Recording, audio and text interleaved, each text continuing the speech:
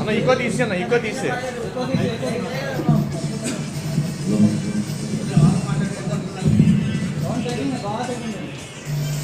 పద్మశాలి కుటుంబ సభ్యులు పత్రికా సమావేశానికి చేసినటువంటి ప్రింట్ మీడియా, ఎలక్ట్రానిక్ మీడియా పత్రికా సోదరులందరికీ కూడా మా యొక్క విశాఖపట్నం పద్మశాలి చేనేతలందరి తరఫున మీకు ధన్యవాదాలు తెలియజేస్తున్నాం.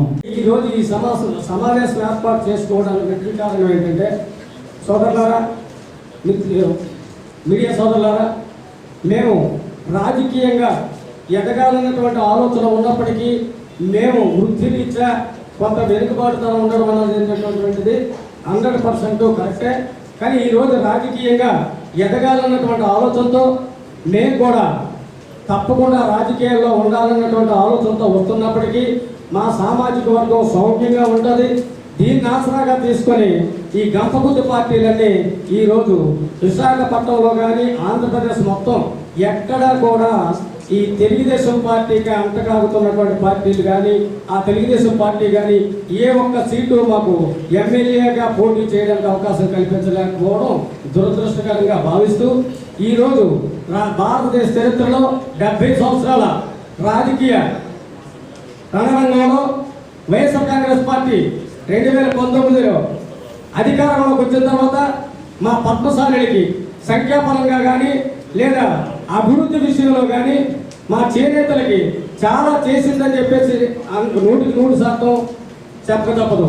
ఎందుకంటే వైఎస్ఆర్ కాంగ్రెస్ పార్టీ అధికారంలోకి వచ్చిన తర్వాత ఇంచుమించుగా ఆంధ్రప్రదేశ్ రాష్ట్రంలో 81,000 చేనేత కుటుంబాలకి ఆర్థిక సాయం అందించడంలో ముందుండడం మా అందరికీ చాలా గర్వించదగినటువంటి విషయం. ప్రతి సంవత్సరం 24,000 చొప్పున 5 సంవత్సరాలు ప్రతి ఇంటికి 81,000 పద్మశాలి కుటుంబాలకి 1,20,000 చొప్పున ప్రతి ఒక్క కుటుంబానికి అందడం జరిగింది.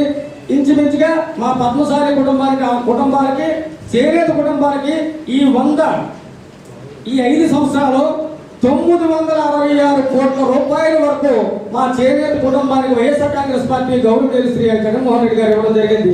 ఈ సందర్భంగా ఇంత మేలు చేసినటువంటి జగన్మోహన్ రెడ్డికి మేమందరం కృతజ్ఞతాభావంతో ఉంటూ, అలాగే రేపు జరగబోయే 2024లో జరుగుతున్నటువంటి సార్వత్రిక ఎన్నికల్లో మా పద్మశాలి కుటుంబానికి 2 సీట్లు, ఇటు ఎమ్మిగనూరులో గుట్ట రేణుక గారికి, అలాగే మంగళగిరిలో శ్రీ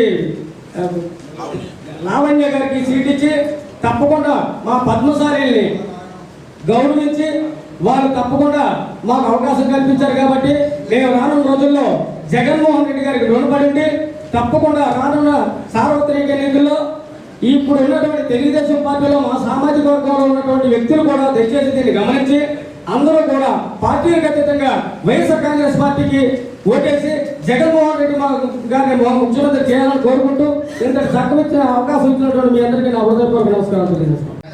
తెలుగుదేశం బీజేపీ కలిపి 175 సీట్లలో ఒక్క సీటు కూడా మా చేనేతలు కేటాయించలేదని నిరసన తెలియజేస్తూ ఈ సమావేశం ఏర్పాటు చేయండి. 175 ఒకటి కూడా కనిపించలేదా ప్రతిపక్ష పార్టీలకి? అధికార పార్టీ ఇదే కాదు, గత ఎన్నికల్లో కూడా మేము ఏవో 2 సీట్లు ఇవ్వన్నా కానీ గత ఎన్నికల్లో కూడా తెలుగుదేశం జనసేన ఎవరు ఇవ్వలేదు. అప్పుడు మాకు ఒక్కొక్క సీటు కూడా లేదని చెప్పి డాక్టర్ సింగరి సంజీవ్ కుమార్ గారిని కర్నూలు మసి చేసి వాళ్ళు మళ్ళీ తెలుగుదేశం పార్టీలో తీసుకున్నారు. అంటే ఈ పార్టీకి ఏ విధమైన నిబద్ధత లేదు. ఎవరు కూడా చేనేతల్లో ఎవరు ఎదగడానికి ఇష్టం లేదు. చాలా మంది నాయకులు మనం చూసాం. ఏ ఒక్క నాయకులను ఎదగనిచ్చారా? ఏ ఒక్క నాయకుని కూడా మిమ్మల్ని కష్టపడినవాడు పార్టీలో ఆయన ఎట్టున్నాడు. అందరినీ ఏదో విధంగా చేనేతల్ని పథకాలను తొక్కేయడానికి లక్ష్యంగా పెట్టుకున్నారు. ఇదే విధంగా ఇప్పుడు అది ఈ పార్టీ చూస్తే ఈసారి 175 సీట్లో 2 సీట్లు ఇచ్చింది. మంగళగిరి పురుగుడు లావణ్య, ఎమ్మిగనూరు గుట్ట రేణుక, 2 మహిళలకు ఇచ్చారు మా ఆడపడుచులకి. మరి మేము గర్వంగా చెప్పుకోవచ్చు. అంటే 175 సీట్లో కనీసం 2 సీట్లు కూడా 2 కూడా ముఖ్యమైనవి, ప్రాముఖ్యమైనవి. మంగళగిరి లోకేష్ మీద, ఎమ్మిగనూరు అక్కడ డాన్, ఇలాగా ఈ ఈ విధంగా మాకంటూ గుర్తింపు ఇచ్చింది కాబట్టి మేము ఖచ్చితంగా రాష్ట్ర వ్యాప్తంగా ఉన్న అన్ని నియోజకవర్గాలను కూడా మేము పద్మశాలి చేనేతలందరూ కూడా వైఎస్ఆర్ పార్టీకి ఓటేయాలని చెప్పి మేము అభ్యర్థిస్తున్నాము. మేము కూడా ఆ కులపరంగా మేము అందరూ కూడా ఆ పార్టీకి సపోర్ట్ చేస్తున్నాం.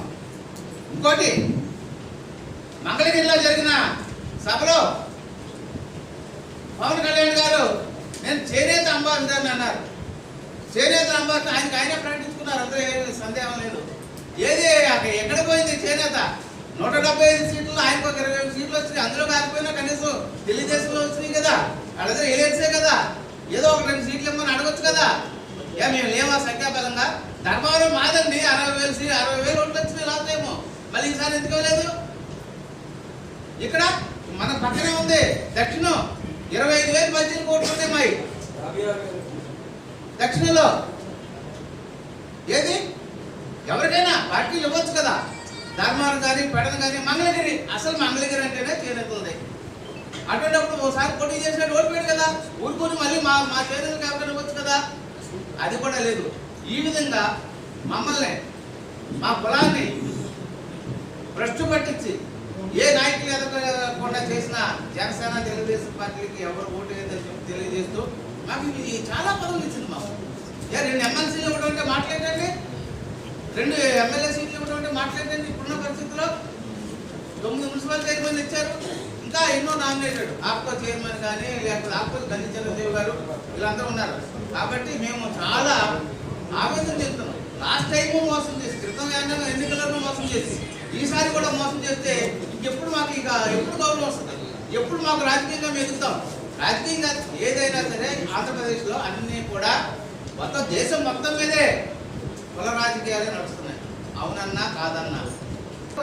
మా పోటీలో ఉంటే వాళ్ళ దృష్టిలో పెట్టుకుని మనం చేసిండే వాళ్ళం కదా. ఉన్న వాళ్ళని తొక్కేసి అసలు లేకుండా చేసి, ఒకసారి ఒక సందర్భంలో ఆయన అన్నారు, మీకెందుకు వ్యాపారాలు చేసుకోకుండా మీకు రాజకీయాలు ఎందుకన్నారు చంద్రబాబు నాయుడు గారు. అది కూడా మేమందరం కూడా సమిష్టిగా, నా పేరు చిక్కా సత్యనారాయణ, నేను చేనేత విభాగం అధ్యక్షుడిని. గత చాలా కాలంగా వైఎస్ఆర్ పార్టీకి పనిచేస్తున్నాను. ఈ చేనేత విభాగం అధ్యక్షుడిగా చిక్కా సత్యనారాయణ పూర్తి మద్దతు వైఎస్ఆర్ పార్టీకి మనందరూ తెలియజేయాలని తెలియజేస్తూ విరమిస్తున్నాను. Thank you very much.